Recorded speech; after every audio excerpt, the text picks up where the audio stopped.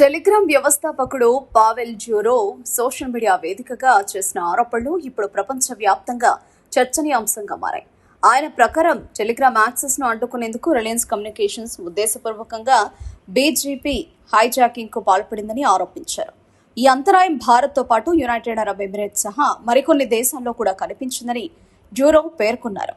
అయితే ఈ ఆరోపణలు వెలువడిన సమయంలో భారత్ టెలిగ్రామ్ మరో వివాదంలో చిక్కుకుంది. నీట్ పరీక్ష ప్రశ్నాపత్రం లీక్ కేసుకు సంబంధించిన కొన్ని టెలిగ్రామ్ ఛానళ్లపై ఆరోపణలు రావడంతో ఆయా ఛానళ్లపై చర్యలు తీసుకోవాలని అధికారులు ఆదేశించారు.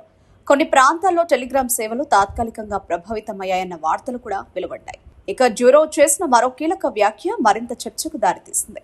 వాట్సాప్, ఫేస్బుక్, ఇన్స్టాగ్రామ్ల మాతృ సంస్థ మెటాతో రిలయన్స్ కు ఉన్న వ్యాపార సంబంధాలను ప్రస్తావించిన ఆయన టెలిగ్రామ్ పై తీసుకుంటున్న చర్యల వెనుక వాణిజ్య ప్రయోజనాలు ఉన్నాయా అనే ప్రశ్నను లేవనెత్తారు. అయితే దీనికి సంబంధించి ఎలాంటి ఆధారాలను ఆయన బహిరంగంగా వెల్లడించలేదు. అసలు ఈ బీజేపీ హైజాకింగ్ అంటే ఏమిటి? సాధారణంగా ఇంటర్నెట్ లో డేటా ఒక చోట నుంచి మరొక చోటకు చేరేందుకు ఉపయోగించే మార్గాలను బీజేపీ లేదా బోర్డర్ గేట్వే ప్రోటోకాల్ నియంత్రిస్తుంది. ఈ మార్గాలను తప్పుదోవ పట్టించడం లేదా దారి మళ్లించడం జరిగితే దానిని బీజేపీ హైజాకింగ్ అంటారు. ఇలాంటి ఘటనల వల్ల వెబ్సైట్లు, యాప్లు అందుబాటులో లేకపోవడం, డేటా తప్పు మార్గాల్లో ప్రయాణించడం లేదా సేవలు నిలిచిపోవడం వంటి సమస్యలు తలెత్తే అవకాశం ఉంటుంది. అయితే ఇది అత్యంత సాంకేతిక అంశం కావడంతో నిపుణులు దర్యాప్తు లేకుండా ఖచ్చితమైన నిర్ణయానికి రావడం సాధ్యం కాదు. ఇప్పటి వరకు రిలయన్స్ కమ్యూనికేషన్స్ ఈ ఆరోపణలపై అధికారికంగా స్పందించలేదు.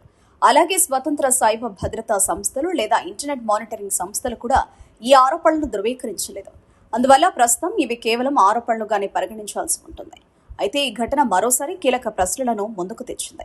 డిజిటల్ యుగంలో ఇంటర్నెట్ మౌలిక సదుపాయాలపై ఎవరి నియంత్రణ ఉంటుంది? పెద్ద టెక్ సంస్థల మధ్య పోటీ వినియోగదారులపై ప్రభావం చూపుతుందా?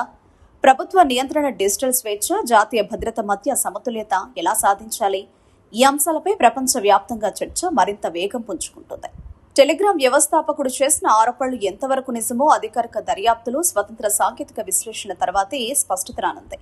అప్పటి వరకు సోషల్ మీడియాలో వస్తున్న ప్రతి సమాచారాన్ని నిర్ధారించుకుని మాత్రమే నమ్మడం మంచిది.